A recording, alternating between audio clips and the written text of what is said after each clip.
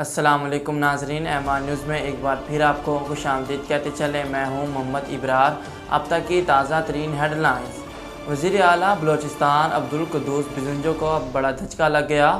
اہم ساتھی صوبائی وزیر service and general administration نوابزادہ Tariq mixie نے صدارت سے استعفیٰ دے دیا۔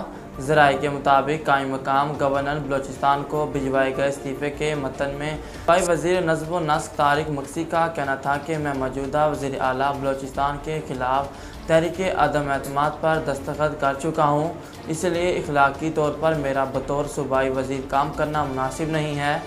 واضح رہے کہ گزشتہ روز وزیر اعلیٰ بلوچستان عبدالقدوس بزنجو کے خلاف تحریک عدم اعتماد اسمبلی سیکریٹریٹ میں جمع کرائی گئی ہے، جس پر 14 ارکان اسمبلی کے دستخط ہیں۔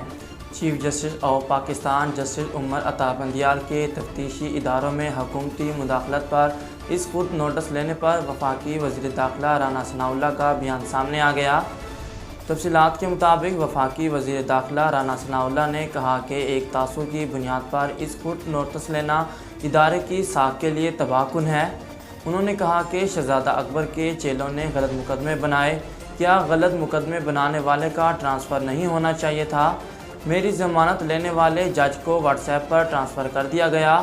قانون بدلنا پارلیمنٹ کا کام ہے، اگر کوئی ترمیم قانون کے خلاف ہو تو عدالت اسے غیر آئینی قرار دے سکتی ہے۔ وزیر خارجہ بلاول بھٹو زرداری نے نیو یارک میں گلوبل فوڈ سیکورٹی کال نوٹیفیکیشن کانفرنس میں خطاب کرتے ہوئے کہا کہ پاکستان کو کورونا اور موسمیاتی تبدیلیوں کے چیلنجز درپیش ہیں۔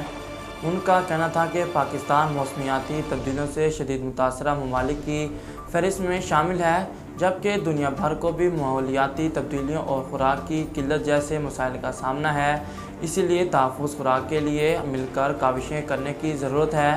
انہوں نے کہا کہ پاکستان خطے اور دنیا بھر میں خوراک کے مسئلے پر کردار ادا کرنا چاہتا ہوں۔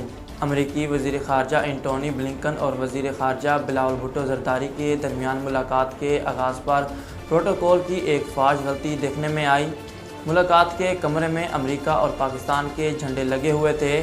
امریکی وزیر خارجہ ٹونی بلنکن پاکستان جھنڈے اور پاکستانی وزیر خارجہ بلاول بھٹو زرداری امریکی پرچم کے سامنے کھڑے ہو گئے۔ دونوں ممالک کے وزرائے خارجہ ملاقات سے قبل اپنی ابتدائی کلمات ادا کرتے رہے اور دونوں وزرائے خارجہ کی معاونین کی ٹیمیں بھی پروٹوکول کی اس غلطی سے ناواقف اور خاموش رہے، جبکہ دونوں ممالک کی جانب سے میڈیا کو ریلیز کی جانے والی ویڈیو بھی اسی طرح جاری ہو گئی۔ ناظرین، اب تک کے لیے اتنا ہی۔ مزید خبروں اور تفصیلات کے لیے ہمارے چینل کو سبسکرائب کیجیے اور ہمارے فیس بک پیج کو فالو کیجیے۔ اسی کے ساتھ ہی اپنے میزبان محمد ابرار کو دیجیے اجازت۔ اللہ حافظ۔